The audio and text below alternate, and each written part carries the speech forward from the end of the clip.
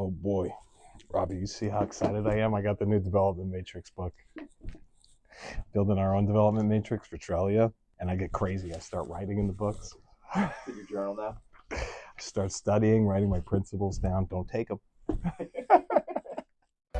Feel alive, feel right, love is blind, see the light, out of sight, out of mind, out of love, out of time, came on, came down, moved on, moved out, I'm lost, I'm found, no pain, no sorrow. Let's go. Hey, today, oh my God.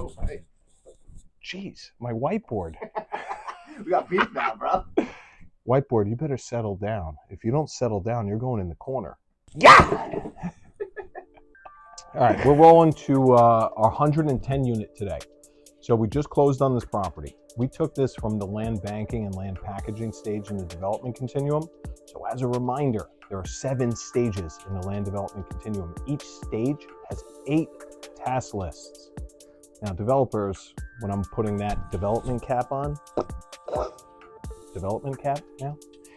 we work down from the top of the matrix to the bottom. In the professionals, the ones that we hire, everything from market studies, could be real estate broker, to environmental company, to zoning and permitting, etc., is hired, and they work left to right. So they go from that side on the left all the way to the right-hand side.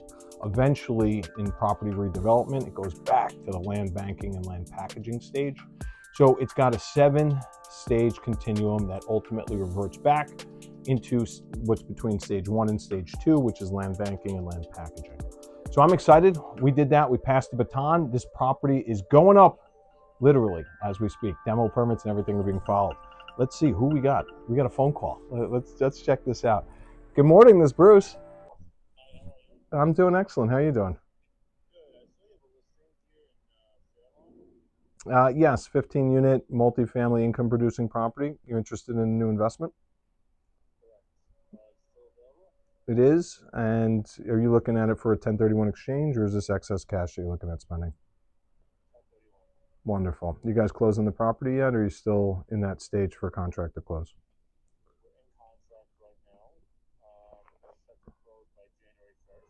Okay, your relinquished property, how much is the value that you're selling it for? $3 million. Is that cash to you, and then you're going to leverage that, or is that okay? So 3, and you're looking to replace all of it or a portion of it? Okay, we can find you an attractive asset. This certainly could be one that fits your needs with that, with the debt to equity and in that ratio. You'd be more than qualified as well. All right, do you own other similar properties to this? Do you own other similar properties to this property? Okay, great. Yeah, congratulations. You seem like you've worked hard. You know what's going on, so be happy to help you out. If you could, I'm just about to head out right now to our YouTube filming series. Can you text me your information, and I'll have an email shared out with the property video along with the Matterports that show the interior units. This way it could be easy and effective for you to view. And if you could text me now, I'll respond back and we'll do a calendar invite for something as we ping back and forth. Sound good? Nice to meet you. I'm Bruce speaking with you. Send that information over. I'll email it over and I'll connect with you after. All right, thanks so much. Take care. And just like that, you get it done. That's for one of our 15-unit properties. It's $4.5 million. Great investment. This guy needs a 1031 to place over $3 million for, and he called the right person to do that. So we're going to help him out after this YouTube series, though, because we got to stay focused. Andrew! Look at this. Look at this. I'm always repping. I'm a guy that loves winners. This is my friend, Andrew. Look at him on Real Producers for Bergen County. My guy. Shout out to you, Andrew. You are awesome. Keep kicking ass in business, my man. It's called the Beat Michigan dance, the Ohio State Beat Michigan dance. Oh! Robbie, we need more coffee before we go? Oh, word? Yeah. We got our everyday dose. This stuff, keeping me real right. Everyday dose is my go-to in the morning, keeps me locked in, focused. I can work longer than most anybody else around me, and I do it with a smile. So, one of my little secret chips. All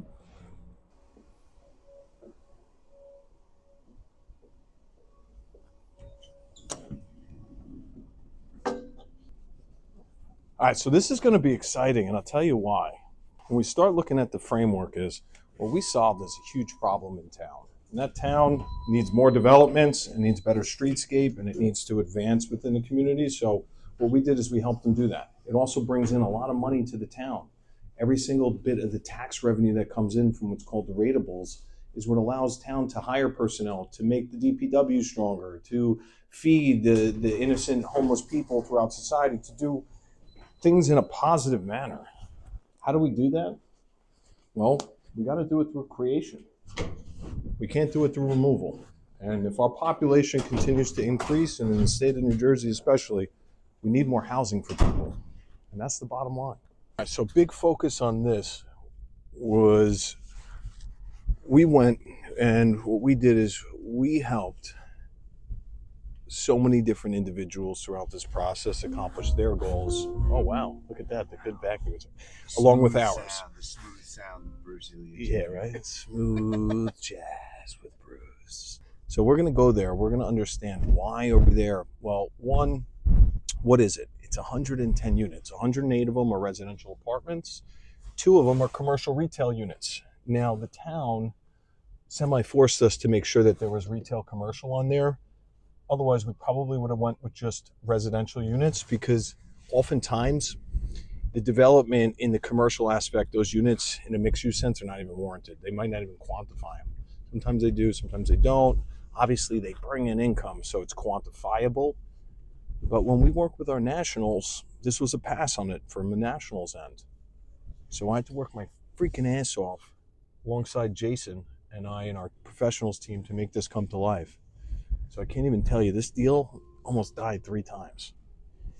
And we've had to bring in so many different partners into this. So when I say that these things take resilience and grit, I'm not kidding. I'm being dead serious. Now, they look beautiful and they're done and everything is great when it's done.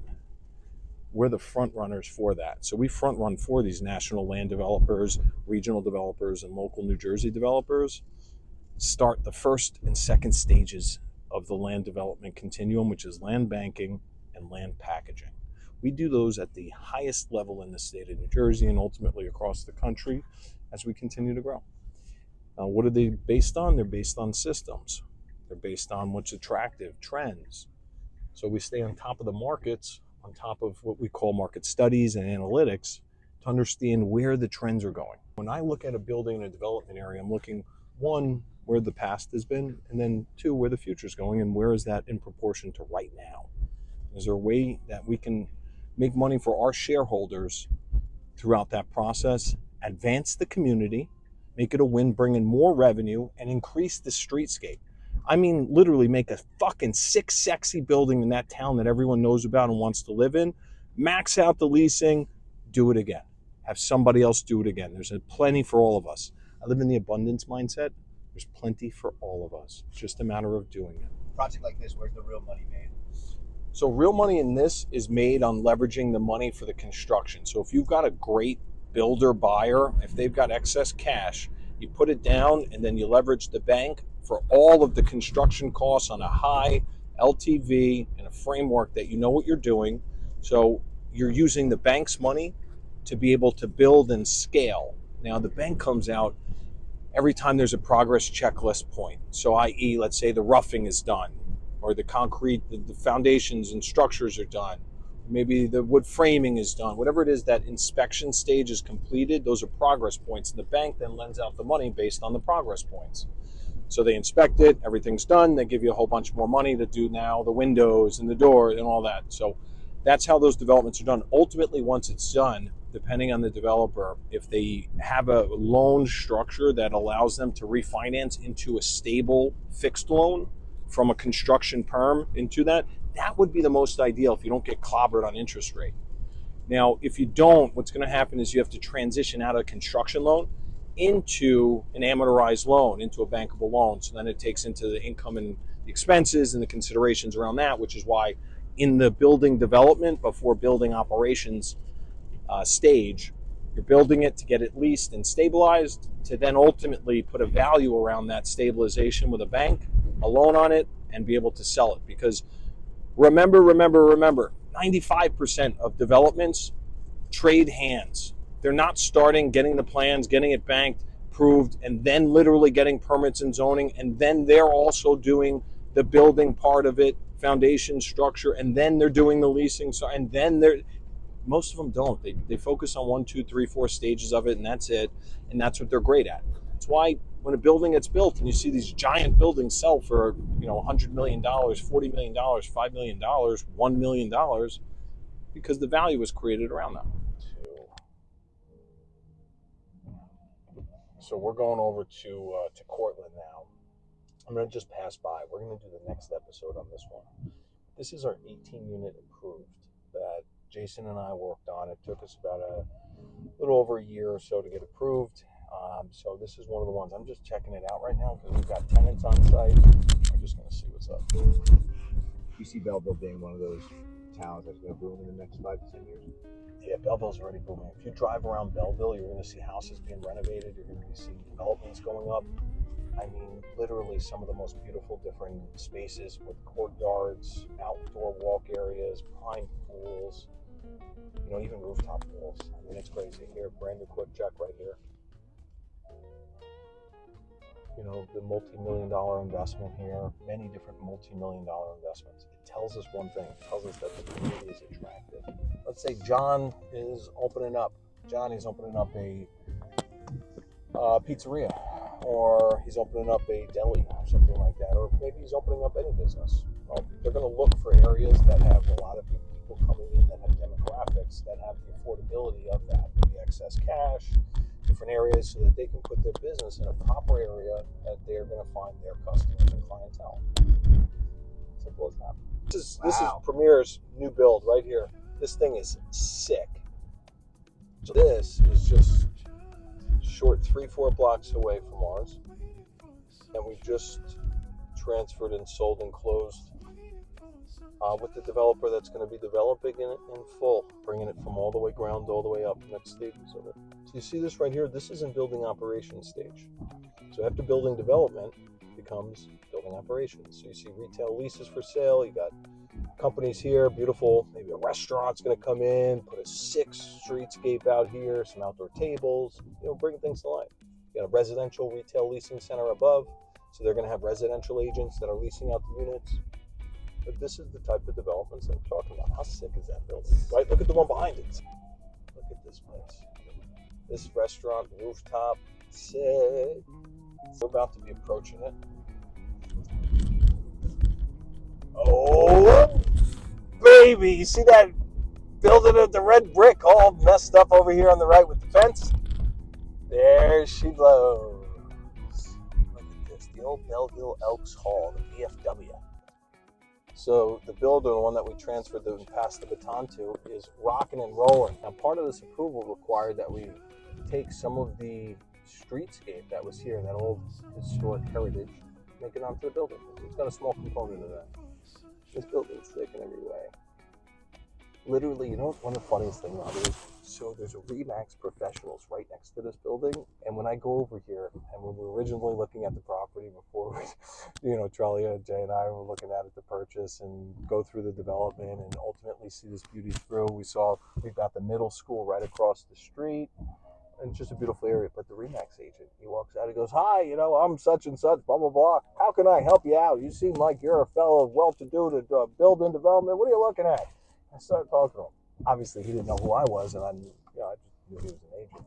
But we started, bullshitting and getting through this. And he's like, "Oh, you're looking at this building over here on the right." He's like, "What do you do?" I'm like, "Oh, I'm a developer looking over here." And then I told him, I'm also an agent and a broker. He's like, "Oh, you could have told me this 20 minutes ago after I did it. I gave you a whole song and rant." I was like, what's hilarious about that is I wanted to see what your speech was, what your, kind of like spin of how to get me was, and how you suaved through, and if you could navigate those landmines to talk to me. And I was dying. He started dying. I dabbed him up. We were laughing. Ever since then, I used to see him and I'd wave, and he'd be like, "Hey, what about that, entrance speech, a lead speech?" And I was dying. This right here is a historic beauty. So when you look at the frontage of this, we kept a little small portion of this. It's the old VFW, the Elks Club. Old guys playing pool. trying to talk to the young girls. That's the Elks Club, right? I think where they throw events, Robbie, right? Something like that. Anyway, we're transforming it into a new development, bringing in youth, bringing in people that are downsizing right here. So at this point, right up to the top, you're going to have a ceiling height. That's where it capped off, and it keeps the streetscape so that they look at these developments all along this continuum to try to have similar heights and consistencies throughout them. This way, they can improve their neighborhoods. Now, what is that going to do? It's going to help the values in the community, raising the equity that you have in your property, literally just from developments. It's also going to help pay more taxes for the town so they can hire new employees, people that are going to benefit in the community, landscaping, DPW, schools, textbooks, laptops, everything.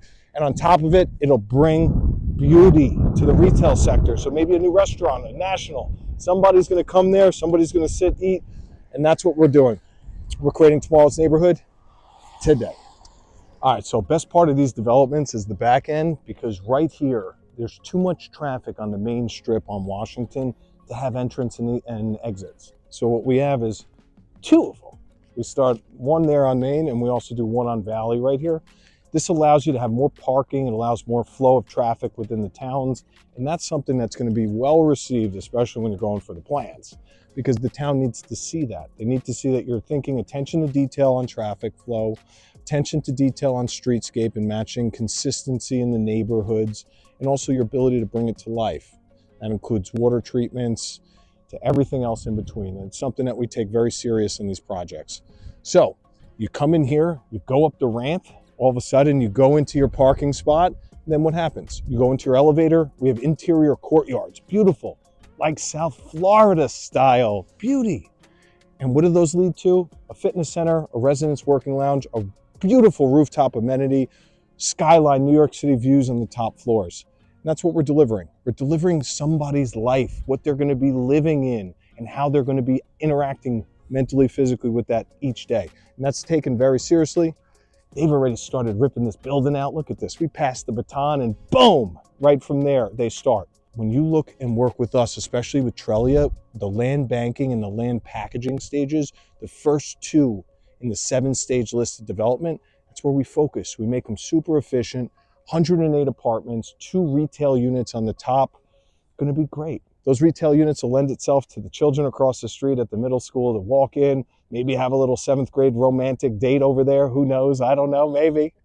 May just happen, Robbie. And we're the ones that created that. So that memory and feeling and life in their town, we're people that are going to start. That's why we create tomorrow's neighborhood today. You're the one I want. You're the one I need. I wanna hold you 'cause I need you by my side. 'Cause you're all I want. I know what you need.